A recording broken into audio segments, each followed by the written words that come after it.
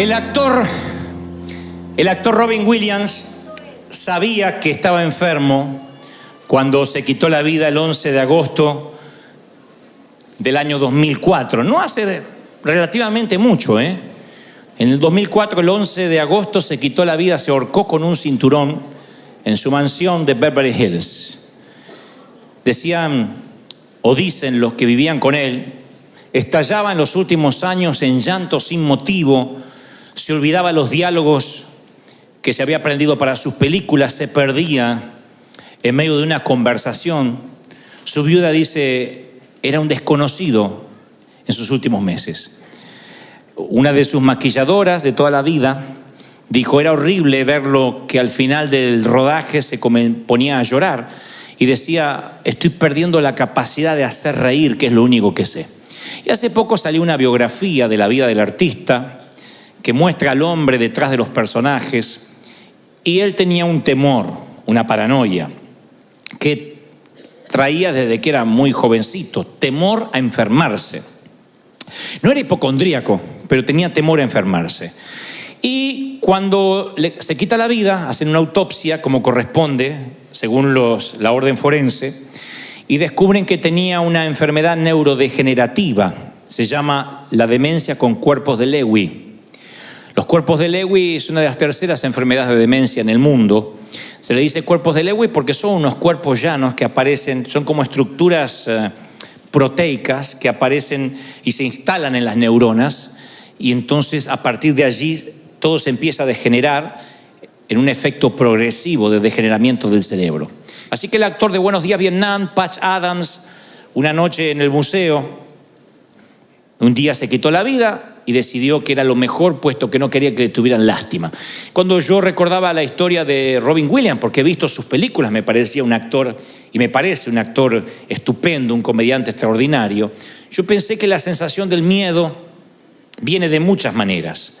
Y esto es independiente si somos actores o vivimos debajo de un puente como homeless, o literalmente no teníamos dónde dormir o pasar la noche, o tener una mansión. Es independiente, es indistinto del estrato económico, del estrato socioeconómico, el estrato espiritual, de donde vengamos, de qué cantera fuimos cortados.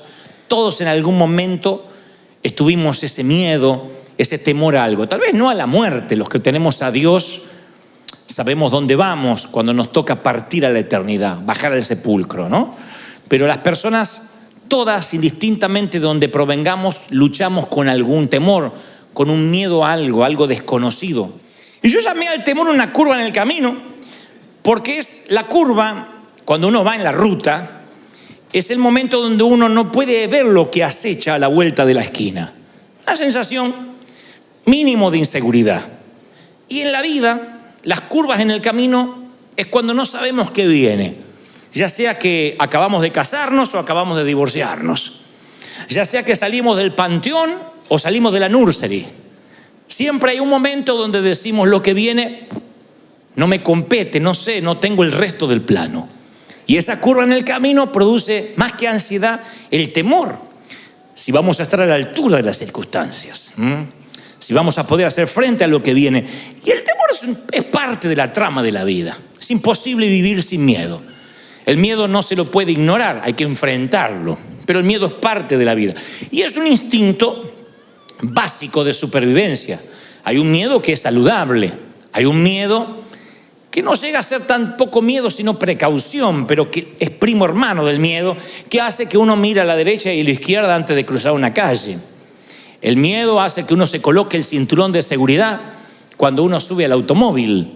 Es un miedo saludable, es un instinto de supervivencia, que uno trate de atajarse así cuando ve que alguien va a arrojar una piedra, o cuando hay una explosión, que uno intente tratar de protegerse. Pero hay otro miedo que es una fobia, que no resiste análisis, que no resiste el sentido común.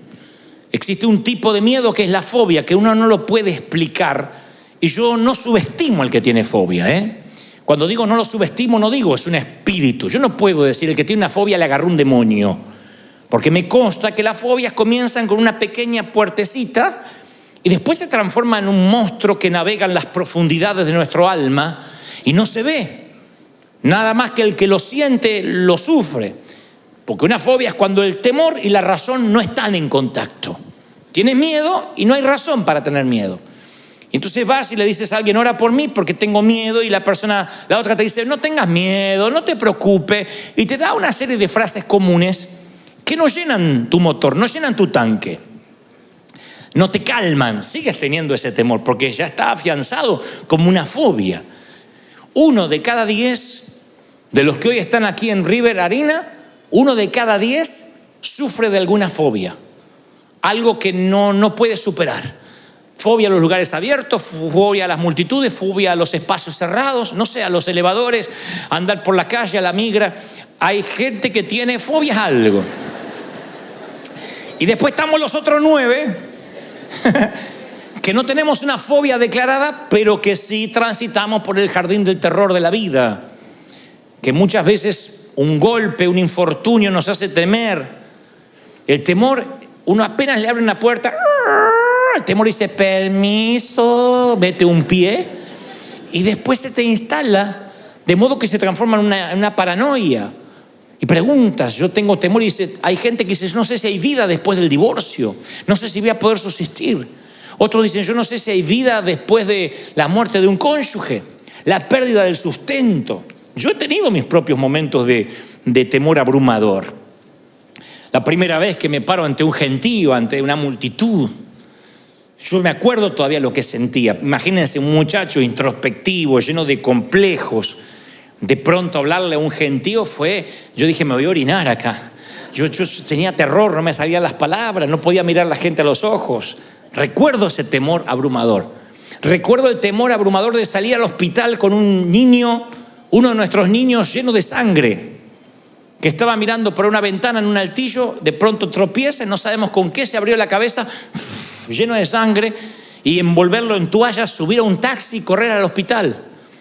Cuando dentro del miedo los protagonistas son nuestros hijos, es peor que miedo, es terror.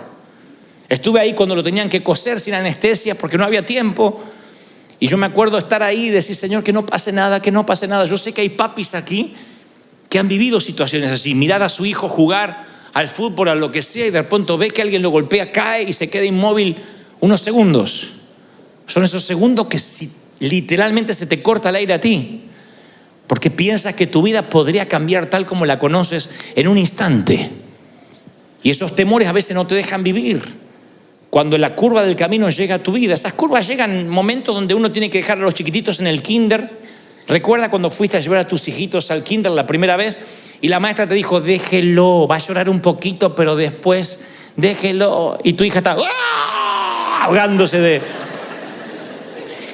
Tú quieres agarrar a tu hija y decir, me la llevo de acá, maldito, pero no puedes, tienes que dejarla ir. Y después vienen otras curvas del camino, cuando viene un condenado a llevarse a tu hija, uno de 25 años, 26, y dice que ama a tu princesa. Ese día va a llegar también para mí, algún incircunciso ha de llegar. Pero yo ya lo tengo resuelto, ya tendrá sus 48 años y que haga su vida. Que crezca. Hija, ya tienes casi 50, creo que puedes cuidarte sola. Curvas del camino, en que uno dice, no sé qué va a ocurrir del otro lado, pero el temor alguien lo definió como un pequeño chorro de duda, unas goteras de duda que fluyen a través de la mente y luego producen un canal tan grande que todos los pensamientos se escurren por ahí, todos los filtras a través del temor. Y esos temores crecen día a día hasta que nos encontramos paralizados, incapaces de hacer cosas para Dios, incapaces de creerle al Señor, porque el temor te va envolviendo. Dicen los psicólogos que hay 6 tipos de miedos, independientemente de los que no son fóbicos inclusive, pero hay 6 miedos que todos los seres humanos luchamos en algún momento: pobreza, crítica, pérdida del amor, que te amen o dejes de amar, enfermedad, vejez y muerte. Y cuando esas 6 cosas pasan por la vida, porque son estaciones donde sí o sí tenemos que atravesar, uno se llena de temor, son curvas del camino. Y el Señor me mostraba una historia de temor notable y de cómo el temor puede cambiarte y arruinarte la vida y robarte lo que Dios ya te dio. Hay gente que yo estoy seguro que por el temor se está perdiendo bendiciones, se está perdiendo amor, se está perdiendo a su pareja, se está perdiendo empresas, se está perdiendo ministerios. Y no es que Dios no se lo quiera dar, el temor no les permite ver, les impide ver lo que Dios tiene. Hay una curva en el camino que no les deja ver y los llena de ansiedad y no avanza. Y las Escrituras hablan justamente cuando la delegación de espías, en el éxodo de Israel, la delegación de espías fueron a espiar, valga la redundancia, a Canaán. Moisés recibe de parte de Dios que por cada tribu, 12 tribus, tiene que elegir un delegado. Y esas 12 tribus eligen cada uno un delegado, 12 delegados, 12 espías, van a ver qué hay en la tierra prometida. Ya estaban allí. Así que se reúnen en una asamblea en Cades Barnea y dicen, bueno, vamos a decidir qué es lo que hay, vamos a hacer un reconocimiento. Dios nunca les envió a los espías para consultarles si conquistaban o no. Dios nunca les dijo, miren, ahora son mi board. Si ustedes después por mayoría votan que no, no lo hacemos. Probamos otra tierra prometida. No. Aquí iban a una experiencia de reconocimiento. Nada más. Era un equipo de avanzada para la conquista. Dios dijo, esta es la tierra que ya les entregué. Noten el verbo, nunca dijo que les voy a entregar, vamos a ver si se las puedo dar. Ya les entregué, ese es el hogar final, luego de generaciones de esclavitud en Egipto. Estamos hablando del suelo patrio de Abraham, el sitio donde iban a plantar la bandera finalmente, el suelo patrio de sus sueños. Pero Canaán era la curva en el camino del Éxodo y los israelitas no podían ver a la vuelta de la curva. Así que envían 12 espías después de la asamblea. Y 10 de ellos, la historia la conocen todos, 10 de ellos vienen con un reporte negativo. 2, Josué y Caleb, que la Biblia describe que tenían otro espíritu, otra atmósfera, otra manera de pensar. Dicen que sí se podía porque Dios ya se los había dado, dijo los vamos a comer como a pan. Pero eso eran Josué y Caleb. Los otros 10 dijeron no, nos vimos a nosotros como langostas. Hay unos gigantes espantosos del otro lado, están armados hasta los dientes. Cuando vayamos nos van a liquidar. Y este informe negativo produjo una infección de temor que duró 40 años. No una semana, no un mes. Les costó años de penas y tragedias. Dios nunca había establecido ese espíritu de temor que trajo de vuelta el comité de recomendación. Era un espíritu de temor que se enquistó en el pueblo. 10 tipos infectaron una nación por 4 décadas mínimo. 10 tipos.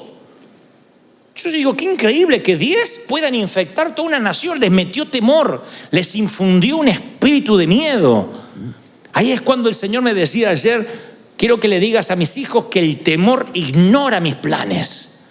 El temor ignora el plan de Dios. Dios te puede dar un plan, Dios te puede dar un proyecto y tú dices, sí, Dios me lo dio. El temor va a hacer que te olvides del plan, si permites que el temor tome control. Aun cuando Dios te dio la palabra, el temor va a tomar el control, se va a poner al timón y va a poner a la palabra de Dios en el asiento trasero.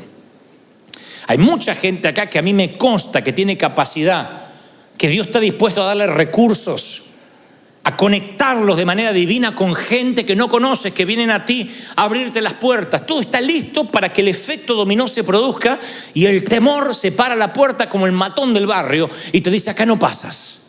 Es lo que le pasó a Israel, no pudo atravesar esa última línea. Dice la palabra en Deuteronomio 1:19, y salidos de Horeb anduvimos por aquel grande y terrible desierto, por el camino del monte del Amorreo, y llegamos hasta Cades Barnea. Entonces os dije, habéis llegado al monte del Amorreo, el cual Jehová nuestro Dios nos da.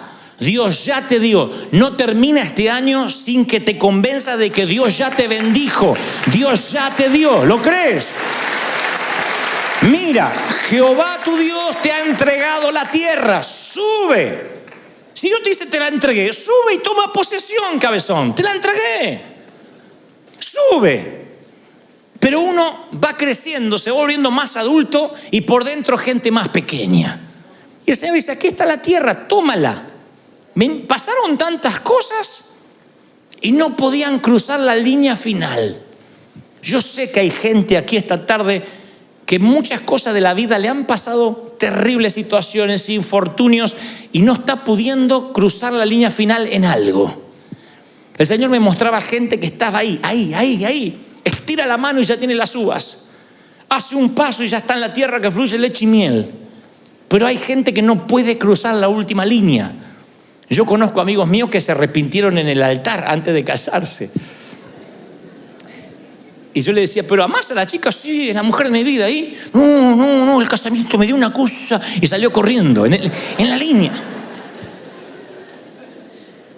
Conozco otros que se prepararon en los seminarios, estudiaron. Y un día arde la zarza y Dios le dice, ve, esto es tu comisión, tu asignación divina.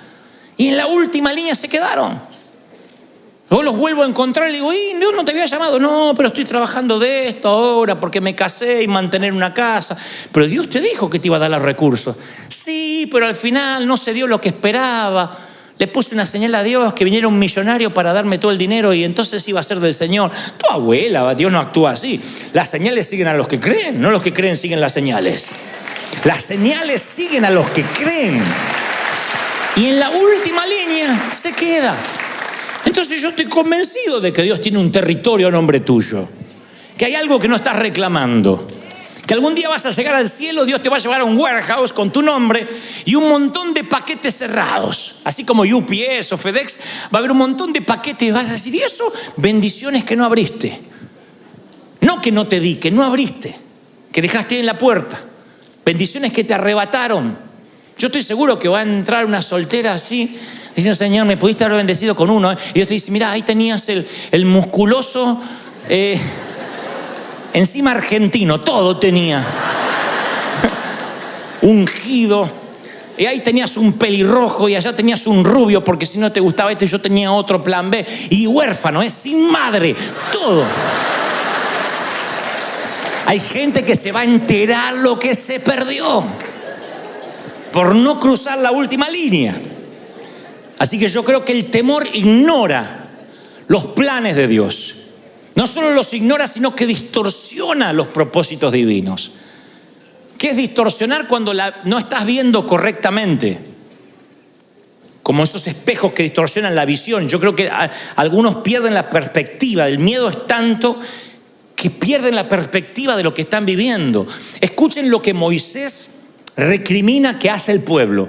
En Deuteronomio 1:27 dice, y murmurasteis en vuestras tiendas. No es que él los vio murmurando afuera, que se juntaron afuera en la plaza. En las tiendas, el Espíritu Santo se lo reveló.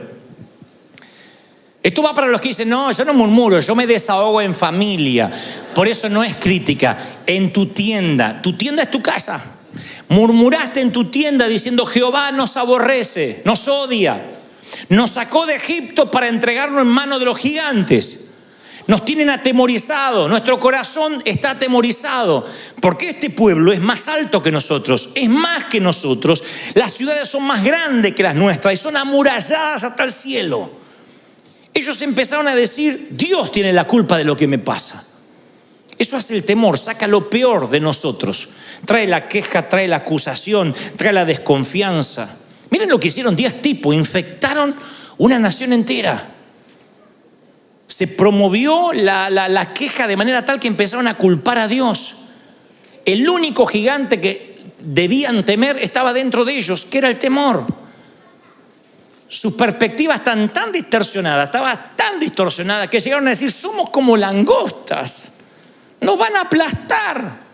Nos han traído a este camino para que seamos la comida de los impíos. ¿Ven que cuando más grande el temor, más débil es el razonamiento? No razonamos. El temor distorsiona nuestra perspectiva de los propósitos de Dios y encima lo culpamos a Dios. Me acuerdo exactamente que un día subo a un avión, iba para cierto país y abrí una rendijita de temor pequeña a volar. Miedo a volar. Yo no puedo tener miedo a volar. Que yo tenga miedo a volar es como que un pintor tenga miedo a la pintura, que un chef tenga miedo a la comida. Yo vivo volando. Y cuando subí a un avión me acuerdo que se movió más de la cuenta, que las turbulencias son algo natural, normal. En las leyes de aerodinámica un avión se tiene que mover. Y sin embargo yo me empecé a preocupar y dije, opa, me agarró miedo. Pero dije, bueno, Señor, es un momento. Ya a la vuelta del viaje, ya venía con más miedo, el avión se movió un poquito, ya llamé a la azafata, le digo, señorita, haciéndome el vida resuelta, ¿no? Señorita, por favor, un juguito de naranja y una pregunta. Es como cuando uno va a la farmacia a pedir una aspirina y un supositorio, ¿no? Que uno dice, una aspirina y un supositorio. Bueno, así, jugo de naranja y una pregunta. Porque en realidad lo llamaba para la pregunta, no para el jugo. Le digo, este avión se mueve mucho así, es normal, es porque es viejito. Y me dice, ¿usted es novato viajando? No, yo viajo hace como 20 años. Ah, señor, no se preocupe. Sí, y el avión iba así, se movía la azafata. No se preocupe, es normal. Y ahí el temor empezó a crecer. No sé por qué, fue hace varios años, empezó a crecer. Hasta el punto que me paralicé. Y no es que le tenía miedo a la muerte. Dije, en el avión no me quiero morir, prefiero morirme en una cama. En el accidente terrestre es más fácil, es más rápido. Viene el chinito de frente, ¡ah! Muy ya está. Pero el avión vas cayendo. Y me agarró un temor. Tuve que hablar con un piloto. Conocíamos una amiga que tenía un hijo piloto y tuve que decirle, mira, quiero que me mostró videos de cómo las alas resisten, que le paran un tractor arriba, que cómo prueban a los aviones. Me dice, no te preocupes. Le digo, ¿qué pasa? Y le empecé a preguntar cosas. Tuve que hablar con un piloto porque no me podía sacar el temor. Pero esto no es el tema. El tema es que yo empecé a culpar a Dios, igual que ellos. Yo empecé a rechazar invitaciones, empecé a no ir a ningún lado diciendo, Dios me metió este temor para que yo no viaje. Él es sabio. Y a veces, ¿qué me culpas a mí? Miedoso, yo no te metí ningún temor. Empecé a rechazar invitaciones, empecé a no querer ir a ninguna parte. Me llené de miedo. El enemigo dijo, si a este le pongo un temor de volar, no va a producir ningún impacto en ninguna parte. Él sabía cómo inmovilizarme. Estaba así de que me pase lo que la dama que se encerró 12 años en su departamento en Buenos Aires, donde el enemigo te mete un temor. Digan que el Espíritu Santo después, yo dije, Señor, me tienes que liberar de esto. Un día me liberé, hasta el punto que hoy el avión se mueve, la gente reza, se empieza a poner los paracaídas y yo duermo. De verdad, yo duermo y veo que la señora se pone el paracaídas, no se va a tirar. Yo duermo. Me dio una paz el Señor. Pero recuerdo cómo el enemigo se quiso meter. Hay momentos que el enemigo se quiere meter con cualquier bobería para que tú no sueñes, para que tú no avances. Tal vez lo tuyo no sea miedo a volar, pero sea miedo a emprender un negocio, miedo a casarte, miedo a tener hijos, miedo a cambiarte de país, miedo a renunciar, miedo a dejar las redes. ¿Cuánta gente hay que se queda con lo peor? No conoce lo bueno porque dice, no, por lo menos esto es lo que tengo. Y ahí están, amarrados. No crecen, no avanzan, no pueden soñar. Hay gente que dice, ay, si pudiera. Y claro que puedes. Ay, es que si pudiera, es que yo ya no tengo edad. Ya estoy en los 30, te dice. Increíble. Hay gente que envejece cuando decide envejecer. Hay gente que le falta un bastón aunque tenga 25 años. Hay que darle un bastón y orar por su próstata aunque tenga 25 años. Porque uno envejece cuando decide envejecer. Cuando deja de soñar, cuando deja de pensar, cuando deja de avanzar, cuando el temor se le mete y termina siendo un paranoico o un hipocondríaco. E Israel tenía miedo y la culpa resulta que murmuraban en contra de Dios. El temor no solo te distorsiona e ignora los propósitos divinos, sino que es contaminante, es tóxico, desalienta a los que te rodean. Yo he visto que el que tiene temor, el temor extiende sus tentáculos. El que tiene temor hace que toda la familia tenga temor. El desaliento, el temor siempre es contagioso, es un principio devastador. Noten que 10 de los 12 hombres que espiaron la tierra prometida infectaron a toda una nación. A veces venimos con un temor que arrastramos desde chicos. Un temor que nuestras mamás, en su afán de cuidarnos, nos metía las semillitas de temor. Hagan memoria. Cuando yo empecé a ser adolescente y empecé a salir, mamá decía, cuídate, mira que ponen drogas en la Coca-Cola, y no te das cuenta y apareces drogado. Así que yo andaba con la lengua como lagartija, no tomaba nada porque decía, te puede meter droga. No, cuídate porque no te das cuenta y ¡brum!, te drogan. Y después, mamá, después me tomo un taxi. No, porque los taxistas están arreglados con una clínica y te desmayan y te sacan los órganos. Hay gente que se despertó en una bañera con hielo sin riñones. Así que yo subí agarrándome los riñones. Digo, lléveme hasta... Te agarra miedo. Y ese miedo empieza a crecer a donde tú dices, no puedo andar. Yo conozco gente de acá, que vive en Estados Unidos, pero que son de México, de Colombia, de El Salvador, de Guatemala, de Argentina. Quizás no, mi país es muy peligroso, ya no puedo volver. Cuando yo voy de visita, yo no sé, tengo que andar con seguridad. Y sí, están bravos los países, pero yo les cuento una experiencia que conté en el primer servicio. Fui a Argentina esta semana, entre otras cosas fui a ver a mi papá. Entonces un amigo me dice, no andes tomándote taxi, que te cobran una fortuna. Yo te pongo un chofer que trabaja para mí. Le digo, no, ese es un tipo que no habla, te va a llevar con una camioneta para todas partes. Le digo, mira que tengo que ir a varios lugares, tengo algunas entrevistas. Sí, él te lleva. Yo lo que no tenía es ganas de bajar del avión de 14 horas de vuelo y ponerme a hablar con alguien. Entonces me dice, no, él es mudo, ciego y sordo, como Shakira. Y así maneja.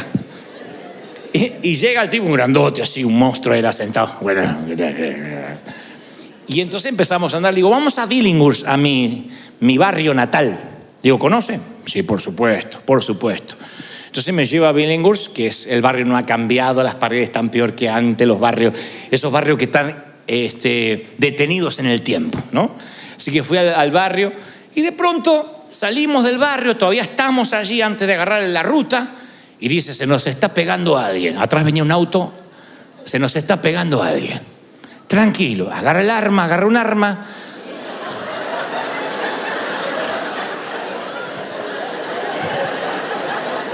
Ah, sí, porque yo no nací en Buckingham, de ahí vengo. Entonces agarré el arma y dice, tranquilo, flaco, tranquilo. Ah, parece que lo viene a ver usted. Y el tipo, para la camioneta y se baja y golpea la ventanilla. Y dice, Dante Gebel. Baje, como diciendo, baje que cualquier cosa yo le pego un tiro. Al otro, no a mí. Entonces, y había un muchacho que estaba todo con su ropa así de mecánico, no sé qué, me dice, Dante, te vi acá en el barrio, por eso empecé a seguir tu auto. No te acordás de mí, no estás el negro, soy el negro, decía. Y no me pude acordar.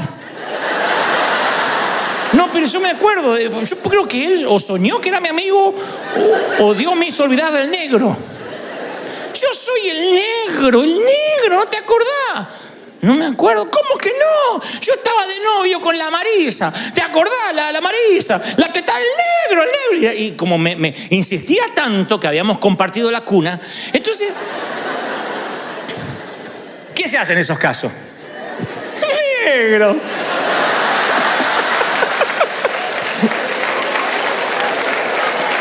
Estás igual. Y se puso feliz, porque si le decían no te conozco, se suicidaba ahí. Negro, ¿qué haces? Y todo por allá, porque eso no falla, todos tienen un por allá. Y tu gente, porque por más que sea solitario, gente tiene. Y tu gente, che, ¿y tú cómo es? Mi hermana. ¿Es tu hermana? Entonces me completaba la frase y así mantuvimos una charla. Yo digo, cualquier cosa, está armado el otro y lo mata al negro. Subo, y claro, estaba armado porque el chofer era un comisario de la policía. Había sido comisario ahí en mi barrio. Ahora es un policía retirado y tiene portación de armas, ¿no es cierto? Entonces me decía, no, es que aquí yo sé que su seguridad es muy importante y si veía que se ponía la cosa fea, me decía. Dice, ¿conoce al caballero? Eran amigos de la infancia y no tengo la menor idea quién es. Sé que es el negro.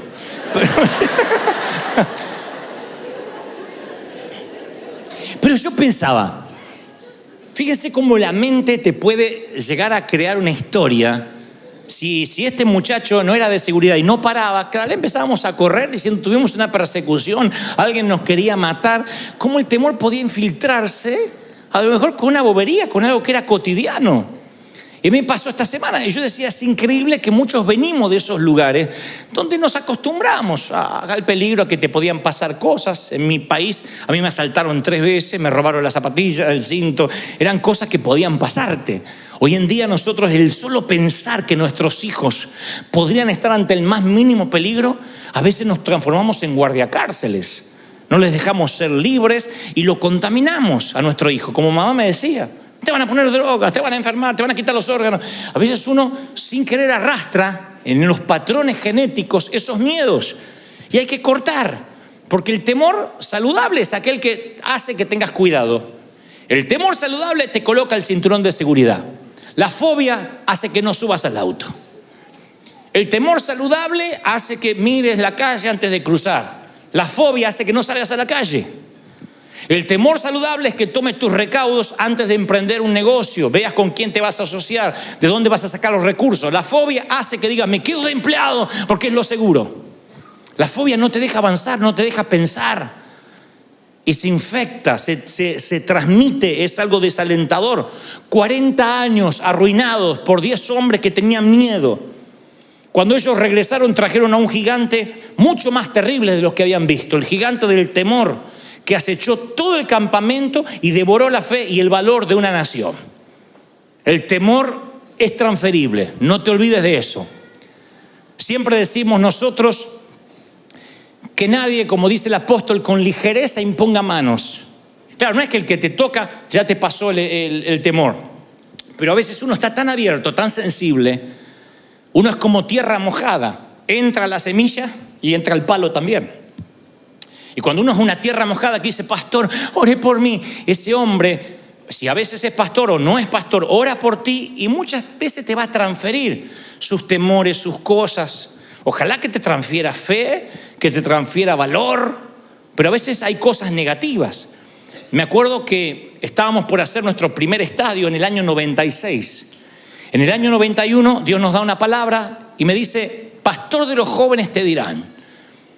Llenarás los estadios, en una noche Dios te hará conocido, traeré la gente del norte, del sur, del este y del oeste, yo los soplaré, no te preocupes, ni por la gente, ni por los recursos, porque yo soy el que te levanto, muchacho. Yo tenía 23, 24 años, un pibito, chamaco.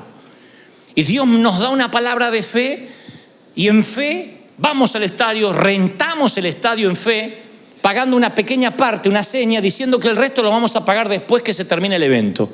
Tuvimos favor con el presidente del club. El presidente del estadio Vélez, llamaba Gámez, me dice, ok, ahí está el estadio, pueden hacerlo. Pero unas semanas antes yo voy a predicar en una pequeña iglesia de provincia, donde hay un pastor que todavía recuerdo, no le diré quién es por una cuestión de no herir susceptibilidades. Le digo, pastor, ¿no orás por mí porque voy a hacer un estadio? Y él me dice, pero no te conoce nadie. ¿Y los recursos? No tengo nada, pero Dios me dijo. Bueno, me impone las manos y ora.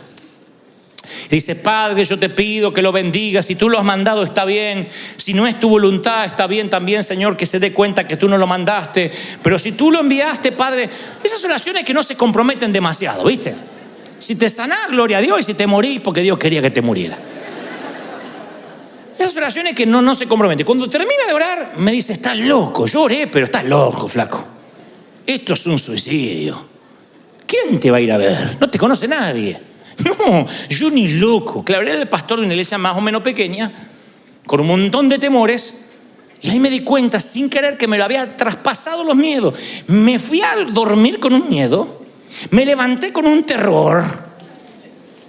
Que dije, vamos a suspender todo, suspendamos, esto no es de Dios. Me olvidé de las palabras proféticas, me olvidé de lo que Dios me dijo, de todo. Un terror de que no iba a poder pagar, que iba a terminar preso, de que soñaba de que salía al estadio y no había nadie. Y había un compañerito del colegio que decía, ¡ja, ja! Y se reía de mí. Soñé que salía, ¡ay! Me había olvidado de vestirme. Mire, el temor abrió una puerta y todos los pensamientos se filtraron por ahí.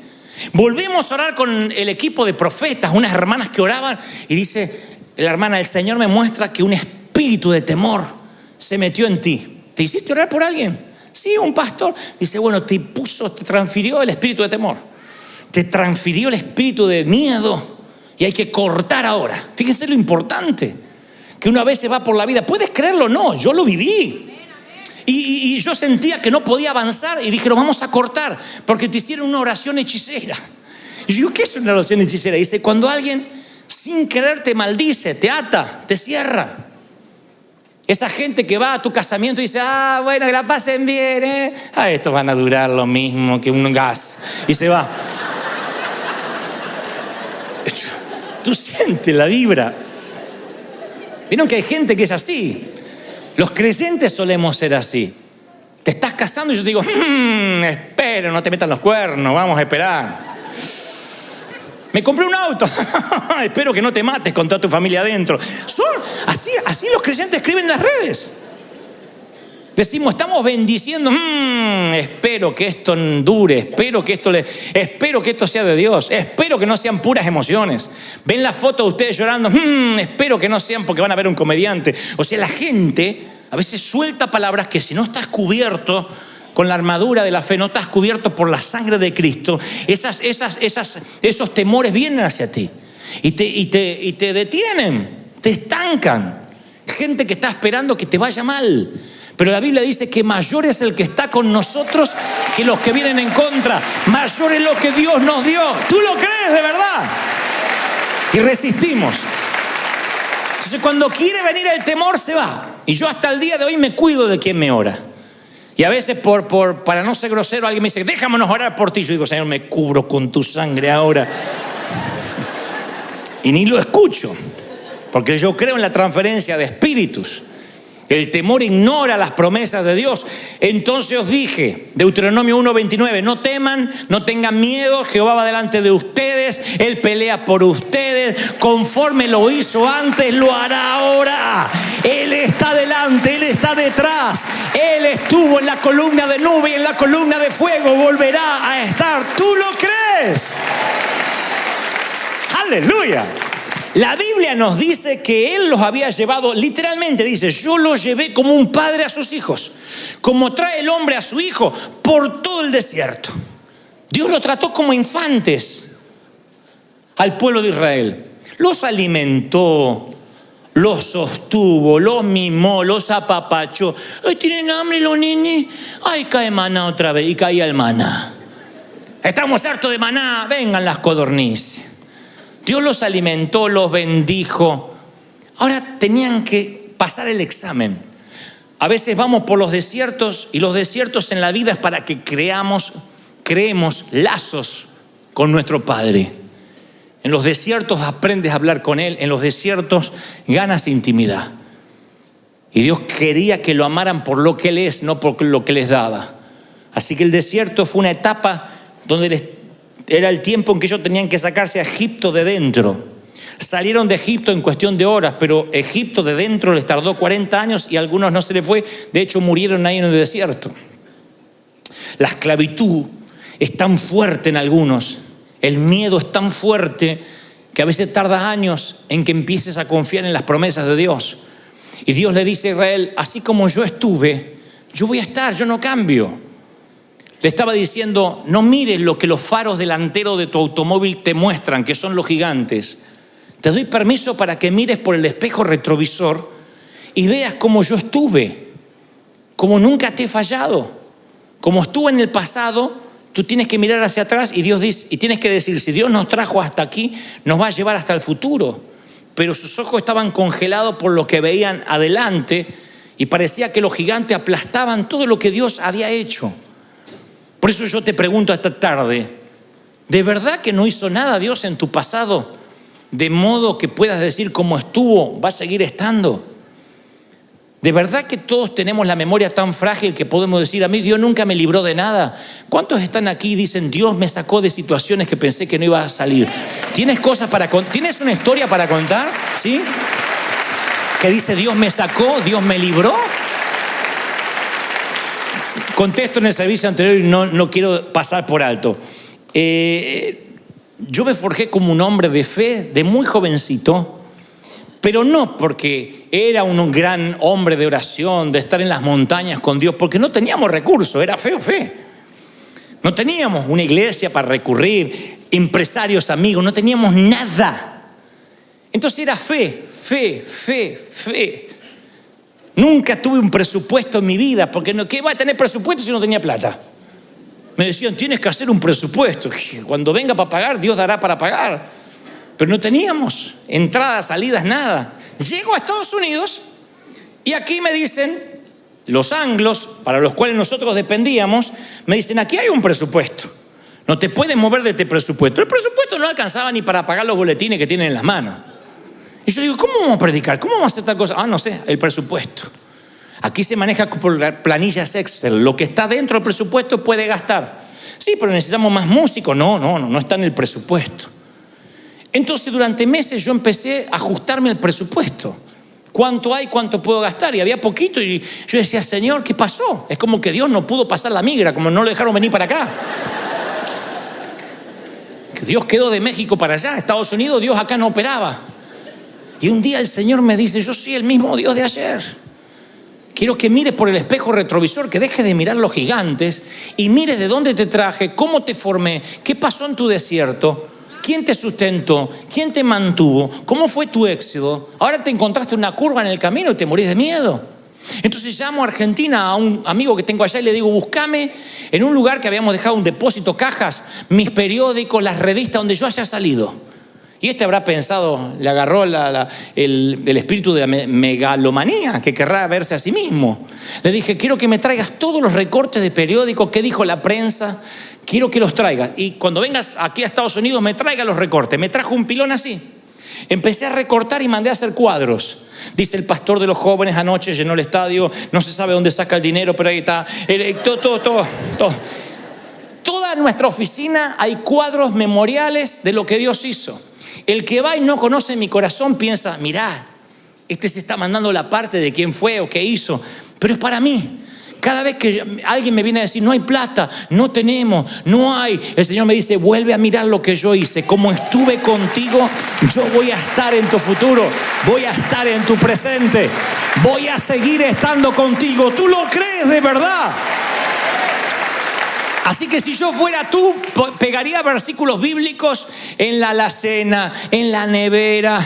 Versículos que te sostuvieron, pégatelos. Aunque tengas seminario bíblico, aunque seas doctor en divinidades, pégate versículos. Donde pases más tiempo, junto al inodoro. Ahí.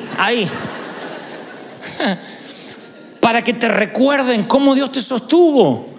Recuérdate, si hay una radiografía o un diagnóstico médico que el médico te dijo, mire, me sorprende que usted no tiene nada, no lo tires, vuélvelo a sacar y dile, este mismo Dios lo volverá a hacer otra vez. Dios te va a respaldar, tú lo estás creyendo, te va a bendecir el Señor. Va a abrir puertas, sendas donde no la hay, caminos que parecía que estaban cerrados, porque el temor es un pecado. El temer es un pecado. Dios le dice, no quisiste subir, fuiste rebelde al mandato que yo te di. El temor es lisa y llanamente desobediencia. Cuando la palabra dice no temáis, es en el orden imperativo, es una orden, no temáis. ¿Cuántas veces Dios te tiene que decir no temas? El tener temor es vivir en pecado. Para Israel significó una generación perdida, sentenciados a vivir sin reposo, nómades de vagar sin hogar por el desierto. Hasta que el último murió, no entraron al hogar. Y yo sé que hay personas aquí que Dios les ha preparado regalos valiosos, increíbles. Tienen ahí están a punto de tomarlo y sin embargo el Señor dice, te vas a vagabundear por el desierto o por el cementerio de los sueños rotos. Porque estamos, ¿qué pasa si tomo la decisión equivocada? ¿Qué pasa si no es el compañero para mí? ¿Qué pasa si me voy de misionero y extraño? ¿Qué pasa? Y los que se niegan a obedecer a Dios se condenan a vagabundear en el desierto de los sueños que nunca pudieron ser. Yo estoy convencido que el temor es una curva del camino, pero estoy convencido que los que no toman la curva dejan de avanzar. Y el Señor dice, cobrad ánimo, esforzaos, no teman. Yo voy contigo, no te dejaré, no te desampararé. ¿De quién temeré? Jehová es la fortaleza de mi vida. Jehová está conmigo, no temeré lo que me pueda hacer el hombre. ¿Están conmigo? No temas, dice el Señor. Y te digo lo que dije hoy esta mañana temprano, no te rindas. Mi querido, no te rindas. No me digas que tienes 70 años y por eso te vas a rendir. No te rinda aunque tengas 80, si tienes 20, 14, no bajes los brazos. Todavía no sonó la campana, nadie arrojó la toalla. Y si te caes en el cuadrilátero, bueno, te vuelves a levantar. Y si te equivocas, te vuelves a levantar. Abajo hay una red llamada gracia.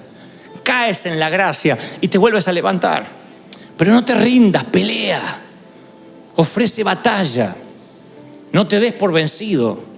Pelea por tus sueños, pelea por tu compañía. Lo que tengas que hacer, hazlo pronto, porque la vida se te va a escurrir. Y el temor lo que hace es esclavizarte y robarte lo que no se puede recuperar: tiempo. El dinero sí se puede recuperar. Nos consta de gente que ha estado en quiebras financieras y salió adelante. Pero el tiempo, ¿quién te devuelve los años no bailados? ¿Quién te devuelve los años que no bailaste? Los años que no celebraste. ¿Quién te devuelve los años que no amaste? Los años que no entregaste, los años que no sembraste.